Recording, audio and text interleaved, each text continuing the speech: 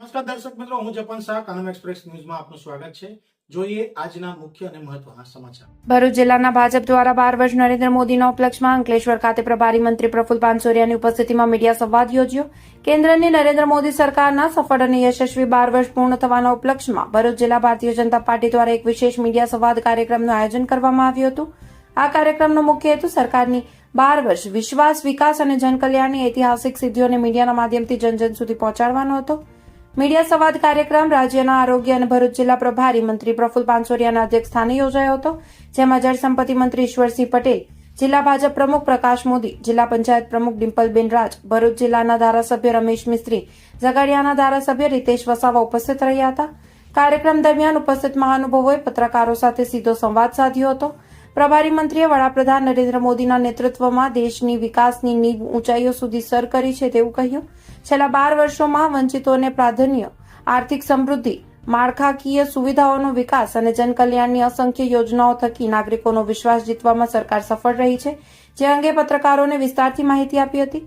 દેશના ચારેય ખૂણા, કાશ્મીરથી કન્યાકુમારી અને ગુજરાતથી આસામ સુધી આજે નરેન્દ્ર મોદીના નેતૃત્વમાં વિકાસ પથ પર આગળ વધી રહ્યું હોવાનું પ્રભારી મંત્રીએ અંતે ગર્વભેર જણાવ્યું હતું. આ મીડિયા સંવાદમાં ભરૂચ, અંકલેશ્વર સહિત જિલ્લાના પ્રિન્ટ, ડિજિટલ અને ઇલેક્ટ્રોનિક મીડિયાના પત્રકારો મોટી સંખ્યામાં હાજર રહ્યા હતા. તમામ પત્રકારોને સરકારની વિવિધ યોજનાઓ અને સિદ્ધિઓથી વિગતવાર માહિતી આપવામાં આવી હતી. રિપોર્ટર રવિ સૈયદ, અંકલેશ્વર. સર, ખાસ આજ આયોજન કરાયું, ખાસ કરીને સરકારના વિકાસ શું છે? આખા દેશની અંદર આદરણીય લોકપ્રિય વડાપ્રધાન આપણા નરેન્દ્રભાઈ દ્વારા 12 વર્ષ પૂર્ણ કરીને સૌથી વધુ વડાપ્રધાન તરીકેની સેવા આપવાનો જેમને મોકો પ્રાપ્ત થયો છે, એ ખુશી છે. પૂરા ભારતની અંદર આજે 12 વર્ષ પૂર્ણના અને એક રેકોર્ડ સાથે જ્યારે સેવા આપી રહ્યા છે, ત્યારે એમની ઉજવણી દરેક ગામ સુધી કરવામાં આવે છે. અને યોજનાઓ સફળતા કેમ પ્રાપ્ત થઈ, આ યોજનાઓ વગેરેથી ભારત સમૃદ્ધ બન્યું છે. ભારત એક નવી દિશા તરફ જઈ રહ્યું છે. સ્વાવલંબન ભારત છે. એ ભારત આજે છે કે દુનિયાના નકશા પર, દુનિયાના દેશોમાં ભારતીયતાની સંસ્કૃતિ, ભારત એક સમૃદ્ધ રાષ્ટ્ર તરફ જઈ રહ્યું છે. ભારત એક વિશ્વાસુ દેશ છે. આ શાસનથી એ પ્રસ્થાપિત કર્યું છે. આદરણીય નરેન્દ્રભાઈ મોદી સાહેબે ગરીબો માટે, ખેડૂતો માટે, મહિલાઓ માટે અને યુવાનો માટે અનેક યોજનાઓ લાવી.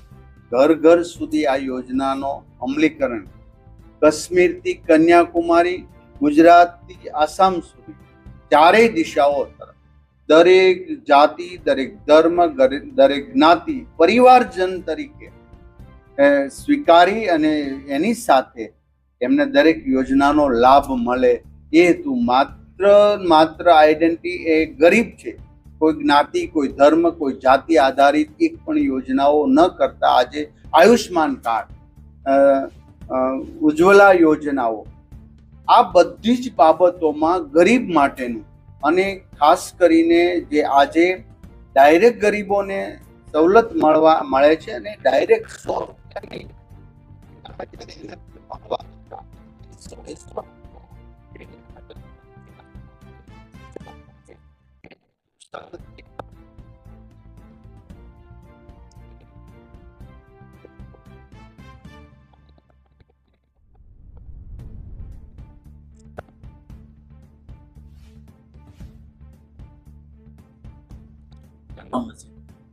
સરકાર શું એ જ્યુડિશિયલ દ્વારા અને ન્યાયિક રીતે દ્વારા જે કરતું હોય એમાં સરકાર તો બીજું ન્યાયિક આધારિત હોય છે.